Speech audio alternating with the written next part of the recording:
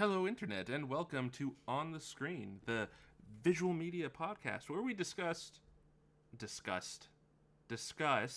no T, any and thing, Disgusted by your inability to speak. yeah, where we discuss any and everything relating to and involved with what's on the screen. We've got, as always, the Geek Scorpio and Zombie Hand here. What? Yeah. And Zombie Hand's gonna be quiet, Hey. I guess. Oh, Oh?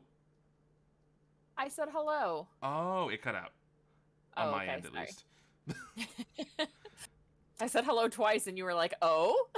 I just heard the O. Perfect. Thanks, microphone. Right? Normally we would do a random roulette kind of thing for what we talk about, but we're gonna go with something a little bit more curated this time. And that is going to be the pros and cons of crowdfunded games. Now, I know that there's a number of us, and by that I mean at least two of the three people here, that have participated in crowdfunded video games. And I think all three of us. Okay, then Yeah, we've all participated. Some of us with bigger winners than losers, on that list. No joke. Now, this is a little bit more of an open discussion here. We're going to bring up, as you can imagine, the pros and cons of such things, and we're going to use a number of projects as examples, whether or not it was something that we actually had a hand in bringing forth. So, does anyone want to start? Ooh, me. Okay, I guess we're going to start with the Zombie Hand here. Okay, so I've been very eagerly awaiting talking about this one. It's not one that I was any part of. In fact, I didn't hear about it until much later. But the one that I want to talk about, by way of, I guess I don't really know the current standing of it, but Star Citizen This sounds really familiar. So Star Citizen was a crowdfunded game that was put out by some development company. I could probably look it up. Give me a second. And Cloud Emporium. Yeah, so they the crowdfunding started. Oh geez. I probably should have had this pulled up. The crowd This is 2015. funding part of it says 2013-ish area. It says 2010 is when pre-production started, with production starting in 2011. Oh geez, when did it hit Kickstarter? Uh, I got the link up here, so. I have the wiki open. Oh, I'm on the actual Kickstarter. Oh. How do I? Oh. We're doing really great. Yeah, I know, right? The Kickstarter was last updated April 6, 2013. Yeah, so it was a huge fiasco, because they kept showing, like, I don't know, they kept promising bigger and bigger and bigger things. So Star Citizen is supposed to be like a space exploration type thing, where very similar to what we ended up getting, No Man's Sky, by a different company, but it's very similar in scope to No Man's Sky, where you can go around the galaxy and there's hundreds of planets and all of them have different things to offer, or you can do like space battles or what have you. Okay, so it was October 18th, 2012 was when the Kickstarter went live. Okay. And they were doing a lot of, like tons of stretch goals, and they got so much backing, like I think in the millions of dollars in backing. 2.1. Yeah. And they went some pics on that for you guys for funsies on the podcast updates. Oh yeah. Where am I? Am I in? I was in general. That's my bad. Boop. Oh, hey, whoops. There we go. Oh, yeah. So there was all lots of stuff to offer, and they would go for long stretches of time without updating anybody or showing, like, they had nothing to show for it. And then they showed like a tech demo at one convention that everyone was like, that's it? Like, this looks like a piece of garbage. Like, this does not look good. It looks very last gen. And then I don't know, they had like another one a couple years later that looked like it promised so many things, but then I don't know, like, it just never seemed like they could actually follow up with what they're promising. And like, they had a playable demo at one convention, and it, like, the frame rate would just tank. Hmm. And I guess it wasn't very fun. And so now it's an alpha in Wait. 2020. Really? In 2020 it went into alpha. So you can actually get this on Steam. I don't know. I like I said, I don't know the current state of it. I watched a video from the YouTube channel Down the Rabbit Hole with Frederick Knudsen. Great channel. But I watched a video where he went into it and just like covers all the ground of what, like, how it started, how a ton of stuff went wrong with it. And yeah, the last that I had heard is that there just wasn't any updates for it. and yeah, it's an alpha right now, and there's a ton of people. There were like really high tiers of prizes that people haven't gotten their stuff since 2012. Holy criminy. So yeah, so it was just kind of like a train wreck. And maybe, I don't know, maybe it's good now, maybe it's a lot better now, but it's an alpha. So excuse me, I'm sorry, I took a nap after work.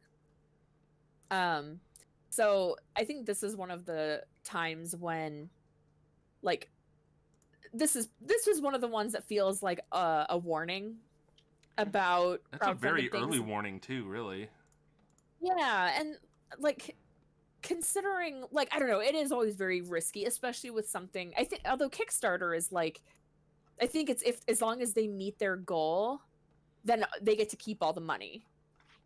Yeah, so Kickstarter, yeah, they have there's a breakdown I've seen. I don't remember where the graph is, but there is so much that they actually, like, it's a percentile base that goes to the Kickstarter as a company as a whole for the housing transaction fee and all that kind of stuff.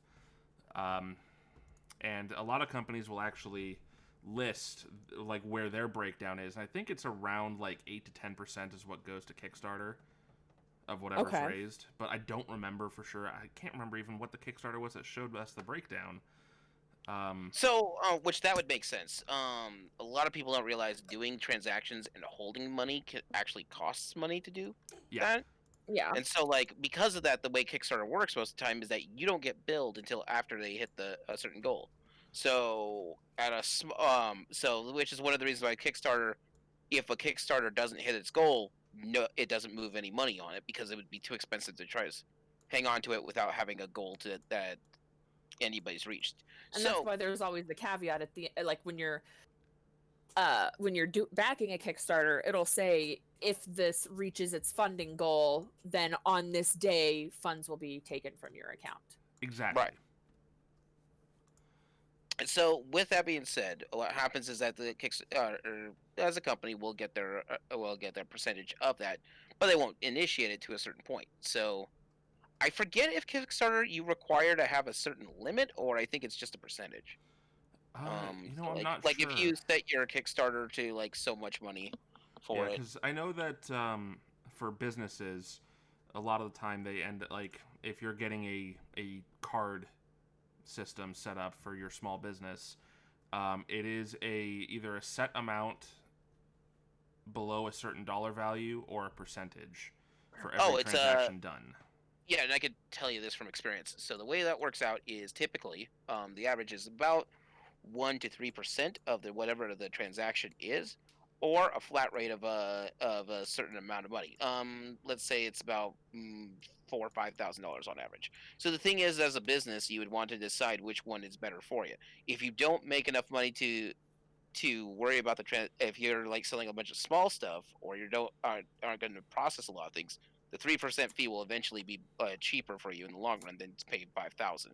This is also a big thing with artist alleys because Yeah, that's true. whenever we're using like the Square Reader, a lot of people will mark up the price a little bit to cover the Square fee. Yeah, because Square's a little bit on the higher side, if I remember right, for those. I think that they tend to be anywhere from, I want to say 3 to 4 or 3 to 5%. It's about 3. Oh, really? Okay, that's less than I expected. Yeah, so it's kind of knowing, like some people don't accept Square Readers in artist alleys that I've seen just because they, it's not worth it to them to mark it up. But I do.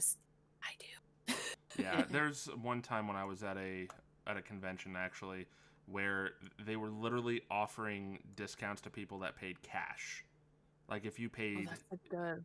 Like if you were paying card, like all the prices were card based. So like if you're buying it and gonna run a card, it would be $45.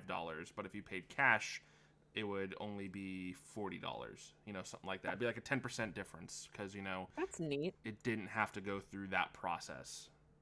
Yeah, and then also waiting for the hold to, Yeah. Anyway, so yeah, Star Citizen I feel is a very interesting. I mean, I know that it's in alpha right now, but I don't know. That just kind of speaks to me like it was a failure in a lot of ways, because could you imagine backing something now, having them go radio silent on you, and then having it go into alpha? Yeah, that would be infuriating to me. 7 years later, I can't even find it on Steam. Yeah, there's a huge risk of lawsuit too when you come to something like that, because you're paying for a good or service and you're not receiving anything, and that opens you up to so much litigation.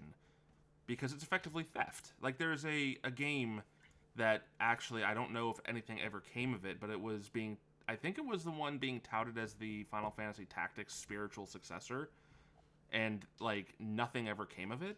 Was that the Tactics Ogre, or was it something different? No, it was something totally different. I'm going to try and find it now. Yeah, it's not. While you're looking at that? Seedfall. While you're looking at that, Star Citizen also ended up getting a lot of flack because Unsung Story. No, that's not it. Where is it? No, it is Unsung Story. But go ahead. We'll cover this in a second. The development on No Man's Sky was done by, like, I think it was either one person or an incredibly small team. And they started and finished their project before Star Citizen had anything. And, like, even on release, with it being, like, buggy and broken or whatever, they still managed something within the scope of what Star Citizen was expecting. And then have also reworked it, done DLCs, like, all kinds of stuff since then that has, improved it vastly. But meanwhile, they haven't put a game out. Wow. And I think that was one of the, like, points that a lot of people bring up is, yeah, just, like, I don't know. There's no, where did your money go? Who knows? Who knows? But, I really spent it all on, like, coffee, like lots and lots of coffee. Oh my so God, I don't know where it stands now. I can't find that it's, Crytek, sued them. Anyway. So I don't know what it is. It says it's an alpha, but I can't find any information about the alpha.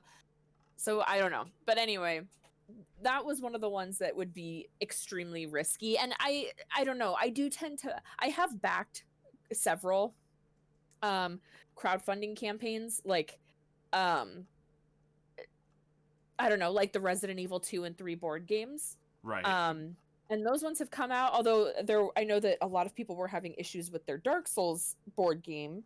I didn't have any issues with the Resident Evil one, but there were a lot of complaints from people that the Resident Evil board game shipped before the expansions of the Dark Souls board game did. And the Dark Souls board game came out well before. But a lot of the ones that I end up backing end up being from very small, like either small creators. Like I've done some artist ones. I have one on its way to me that's actually like a pin bag or like an Ida bag that has the window. It looks like MS Paint. So you get to put your pins in the little window, and that's just a little independent, like one creator. And I've done like pins and stuff, but currently, outside of the Resident Evil board game, let me pull up what I have. I have one called Mask of the Rose. I almost said Rule of Rose, and that would not be correct. Mask of the Rose from Fail Better Games, which is they did Fallen London, Sunless Sea, and Sunless Skies. Okay. And so I played Sunless Skies. It's so interesting, and so it's very like I don't even know how to explain it, but it's like so Fallen London is like like a steampunk style London era,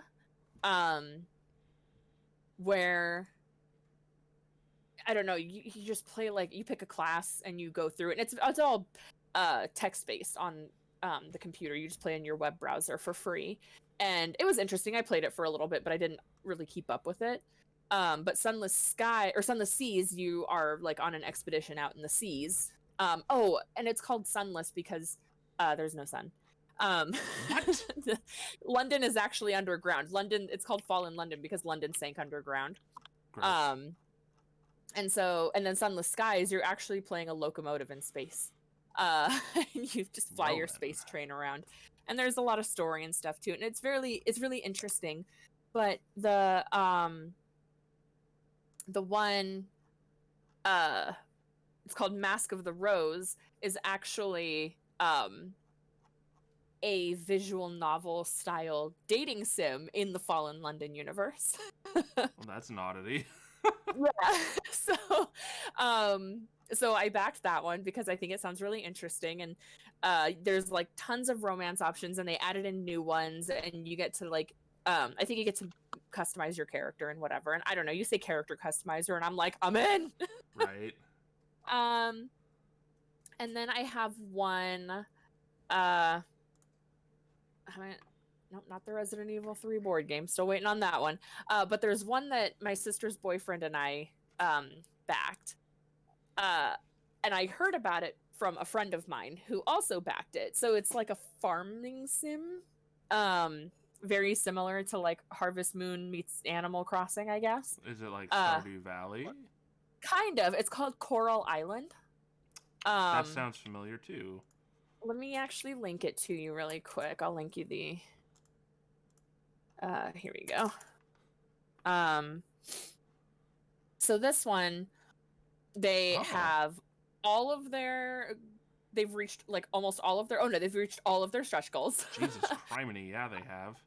Yeah, and like so you get to, it's really cool because the first one you get is like a copy of the game for yourself, but then like the higher you go, you get like 2 copies of the game, 2 copies of the soundtrack and the art books and whatever. So my sister's boyfriend and I went halvesies, so we're both getting the high-res digital wallpaper pack, the farmer outfit set, the Steam key, the pre-alpha access key, and alpha starts in June or July.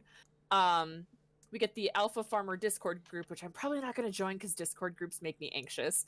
The soundtrack, the art book, your name in the credits, and the mythical pet. Kent said I get to have the mythical pet. Okay, so I have to say, this art style for these characters, is this by the guy who did those renditions of Disney characters? Oh, I don't know actually. Because this art style looks exactly like where he would do like gender swaps of Disney princesses and stuff like that. Yeah.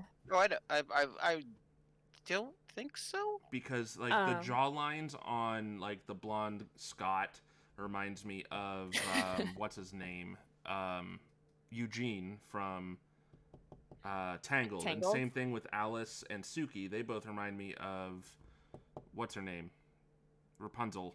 What's her name? Rapunzel. Is it? Rapunzel. It's not actually Rapunzel in that movie, is it? It is. Okay, well I'm crazy, but No, I definitely see what you mean. I don't know offhand, but I can definitely see that.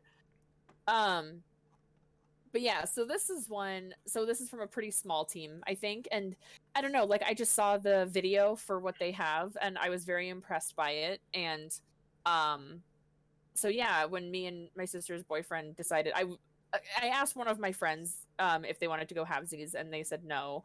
But that's Kent and 'cause I they's are always bitches. looking. Huh? Anyone who said no, they's bitches. Yeah. um, That's my response to like everything. You disagree? Use a bitch. he's a bitch. But yeah, it looks cute. It looks fun, and Kent and I are always looking for different ways to like hang out together in video games. I don't know if this has island co-op, but I mean, they just already have like resources that they can show you. They show you like the menu, and they show you like the movement within the game, and the most recent expansion that they have is you get a second Wait, so is island. this out now or not? No, so it goes into alpha in June or July, and and then after that, so I'm gonna get in. Me and Kent are gonna get into the alpha. We're gonna get all of the updates through the alpha, and then into the beta, and all of our progress gets saved. And then when it's released, you know, we're already there in it. But I don't know. I tend to back a lot of things like this from like smaller creators. Usually, I find them in that Artist Alley Facebook group that I'm on. But sometimes it's from word of mouth through friends, and I don't know, this one just looks really promising to me, but there is always a little bit of skepticism that you have to have.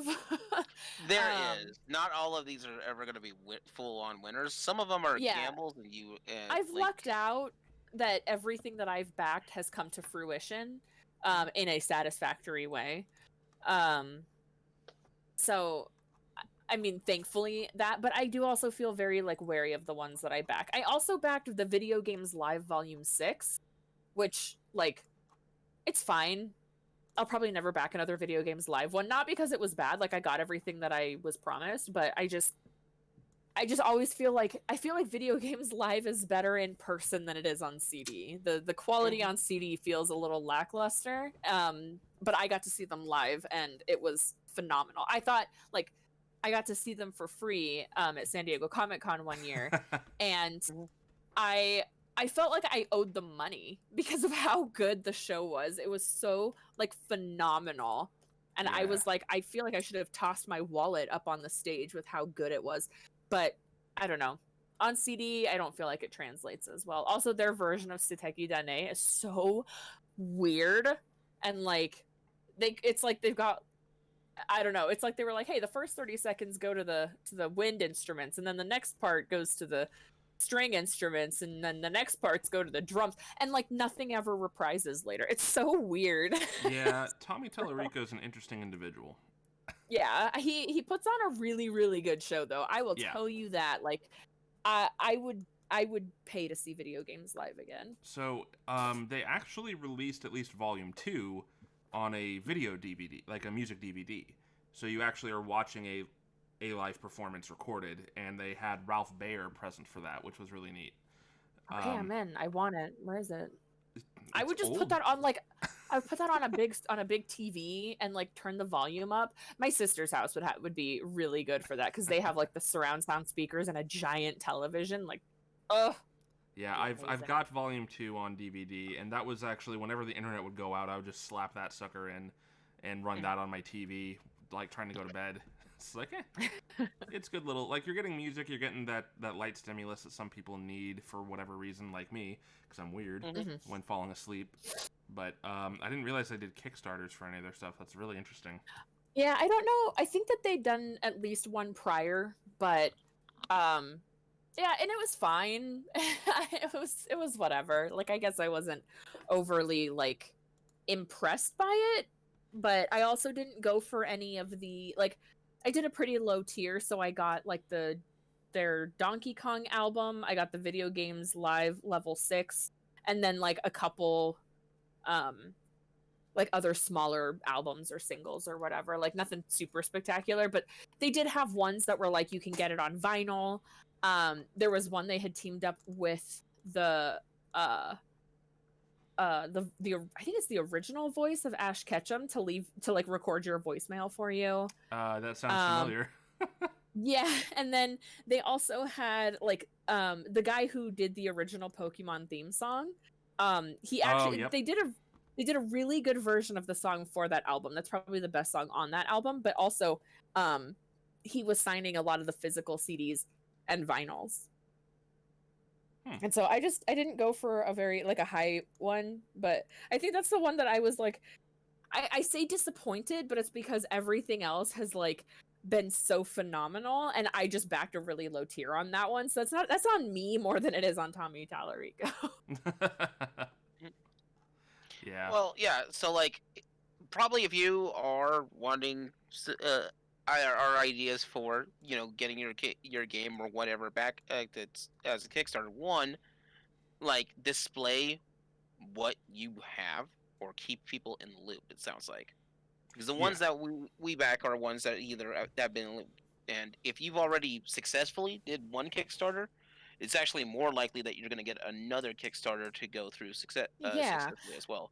And I know that's why that like was the yeah, that's why I was like when the Resident Evil 3 board game Kickstarter went live, I was like, sure, my RE2 one went beautifully. Like Right. I had no qualms, no issues. Like I did see a lot of the issues that other people were having, like uh some of their figures, their little mini figures would come apart from the base, or they would be bent at a weird angle, but they were like, yeah, if you just boil it and then like flat, bend it back, it'll be fine. And That um I don't know. it's, No. that's just what they heard or what they were saying. But yeah, boil I it don't know. with some oregano in there. Yeah. Have a nice stew. Yes. Delicious Robert Kendo. Yeah, because that's one of the reasons why I backed Risk of Rain 2 when it came out, but that was because of I was so much in love with Risk of Rain 1. After that, like, yeah, we're making Risk of Rain 2. Done. I'm in. Yeah. Sold. Sold. And even when it came out, I'm still buying copies of it because I love it. And Right. also, rep is a good thing. Like, the Hopo Games, who does Risk of Rain and Risk of Rain 2, they're and especially for Risk of Rain 2, they've been known to just update on the fly for games that even when Risk of Rain 2 now is finished, they are still releasing a few updates publicly without needing to like a DLC or such, just because they've done it. The interesting thing on that one is that they did like a double tier, because Risk of Rain 2 started on PC, and then they came out for PS4, PS5, and such. And the ones that went to PC, just because they got that one first, they got their updates first, and then the other ones are like, think 2 to 3 updates prior. But the thing is that they keep everyone in the loop. Like, I am part of their Discord channel, and they just update that thing like almost weekly. I did have, speaking of Risk of Rain 2, I backed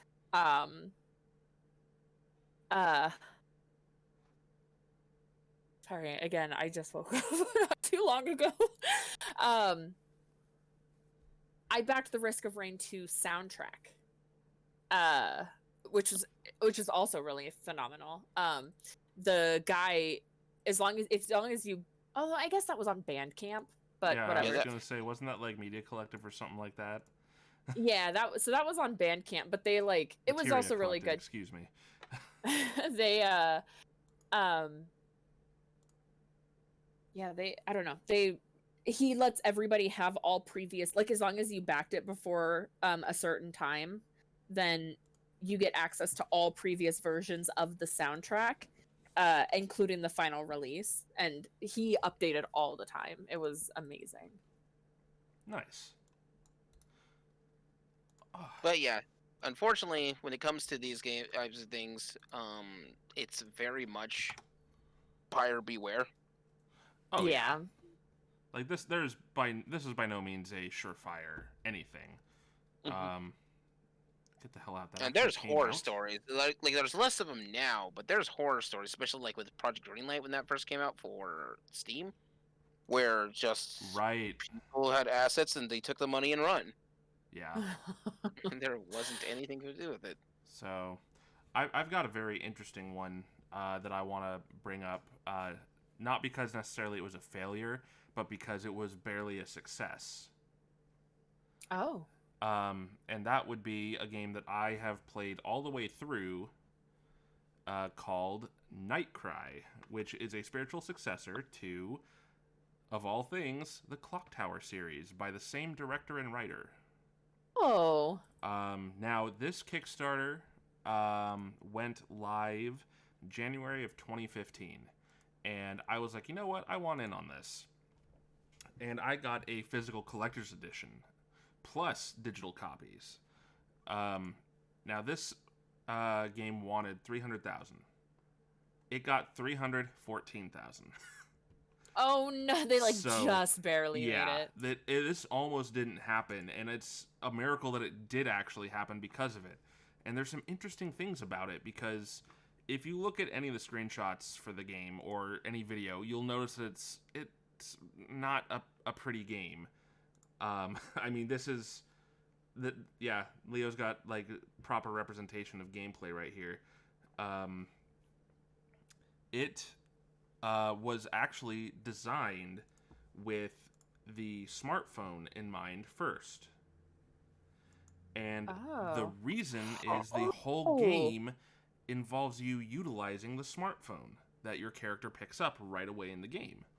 I remember seeing something about this. And this game never came out on smartphones like it was supposed to. Which is really interesting when you think about that.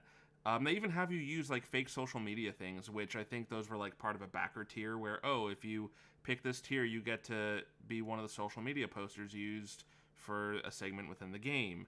Stuff like that. Or your name gets to be utilized in a article on a newspaper in the game.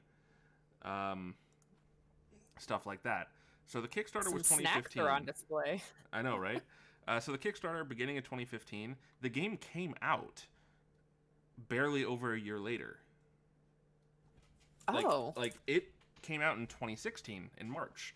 I don't think I got my physical edition right then, but I got my digital code right away.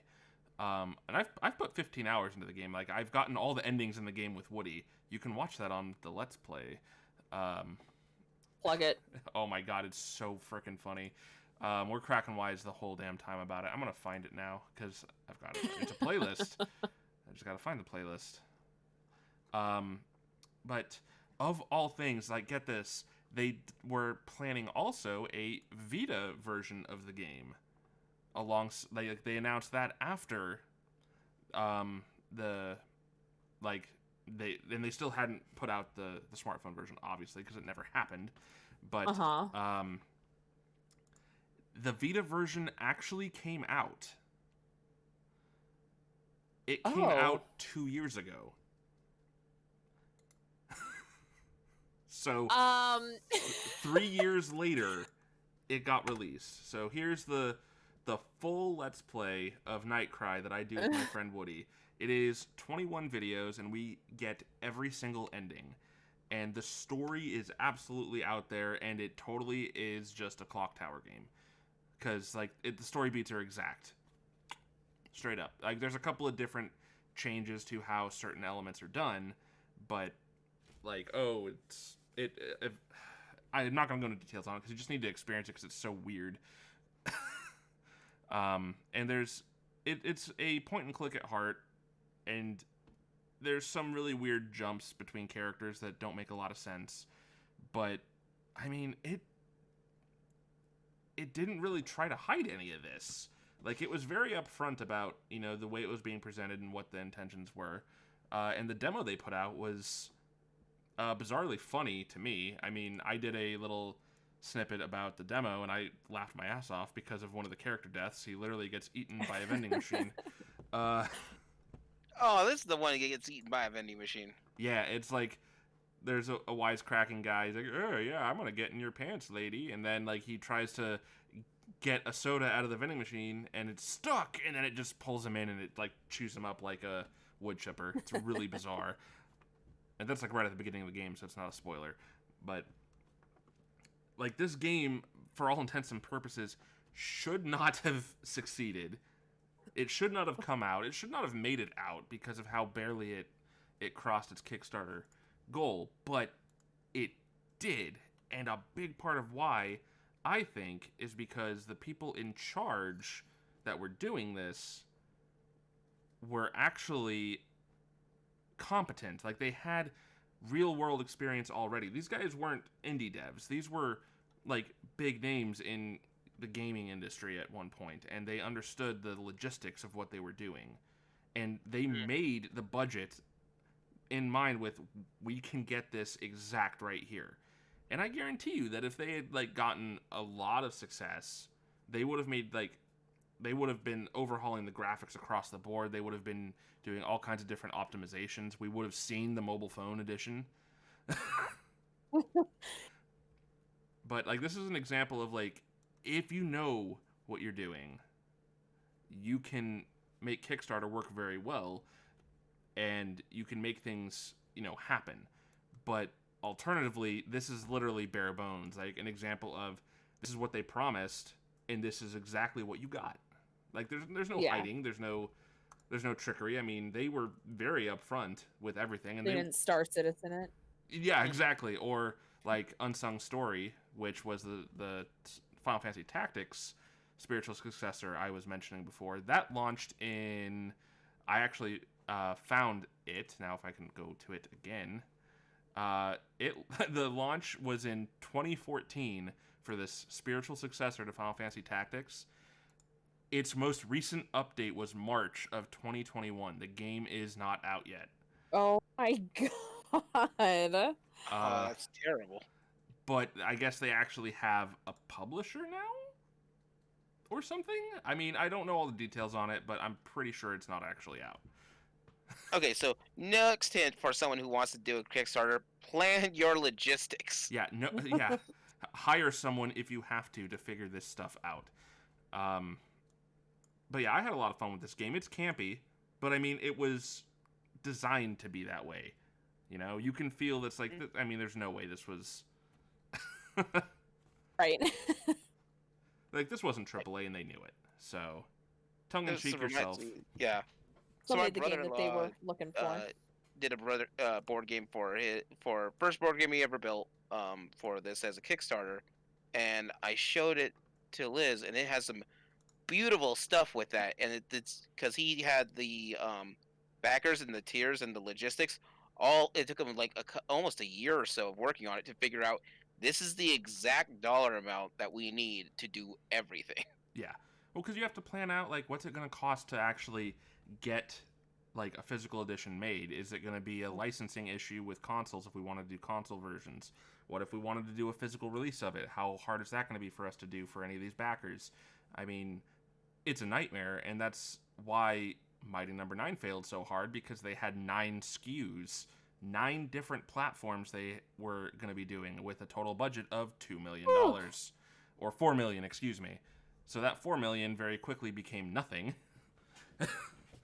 Yeah, trying to like build it for one platform and then work on porting later. Exactly. And I think like 3 versions never came out. Yeah, you can start working on ports once you have the like money from new sales. Exactly. So I mean, you can, if you plan things just right, you have to know what you're doing. Obviously, you have to have some kind of financial information or understanding with budget, and clearly, some people don't have that skill. It's true. So, yeah, I mean, Nightcry is like a best case scenario of a worst possible outcome, which is, you know, or vice versa, however you can possibly think to word that. Like, you got the bare minimum of what you needed to make it happen, but you made it happen. Mm-hmm. And, I mean, there's something special to commend on that. And I don't think the company, the publisher, or pardon me, the developer, Nude Maker Studios, has done anything else. Nude Maker? Yes, spelled exactly how you think. Oh, okay. All right. Yeah. They know what they're about. Yeah, Nude Maker Company Ltd. Actually, I'm going to click on it. What have they done? Oh my god. Oh God, tell me. They made Steel Battalion Oh, that's an awesome game. in But man, 2002. Oh, they made Infinite Space on the DS. I didn't know that. so I gotta give them credit. They're bold with if Yeah. these are the games. Wow, that's So yeah, okay. I learned a thing today. like if we ever get an episode about peripherals for this, Steel Battalion is going to be on that list. Oh, I'm gonna have to hook mine up then, so I can have some recording of that for you guys. Oh, I played Steel Battalion. That thing is fun, but Yeah. it is. Whew, that is a next level peripheral system for it. Oh, interesting. Okay, so they weren't the sole developers. They were co-developing Steel Battalion alongside Capcom Production Studio 4, the team behind. It looks like. Where'd it go? Oh, it took me to Studio 3. No, where's Studio 4? There's Division 1. They're not even listing 4. That's stupid. Well, whatever. And then Infinite Space was co-developed by Platinum Games with Sega Publishing for the DS. So their only US released sole development items were Terrors of the Stratus by Konami for PSP, which it looks like that probably didn't come out in America because that does not. Yeah, nope, sure didn't. And then Nightcry, which came out everywhere to, at best, a lukewarm reception. And by lukewarm, I mean it's basically cold. The Tomato Man likes it. I love the campiness of it and the bizarre stuff that they do in that game. So, but I'm weird. I like weird stuff. Mm-hmm. You're a Suda fan, huh? So I'm not gonna lie. I am going to buy the most expensive version of No More Heroes 3 that there is. That's done. released in America.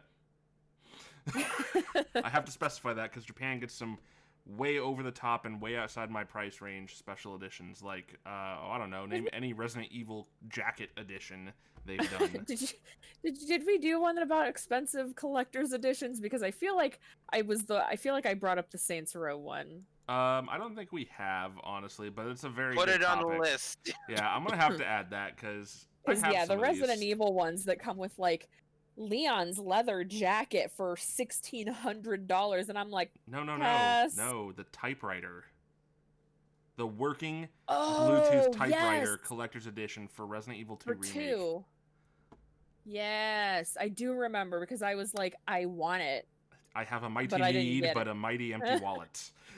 Yeah. So it didn't happen. So yeah, I just wanted to shout out Nightcry because I think it's not nearly as bad as people let it out to be. Like, if you look at the Steam reviews, they're not good.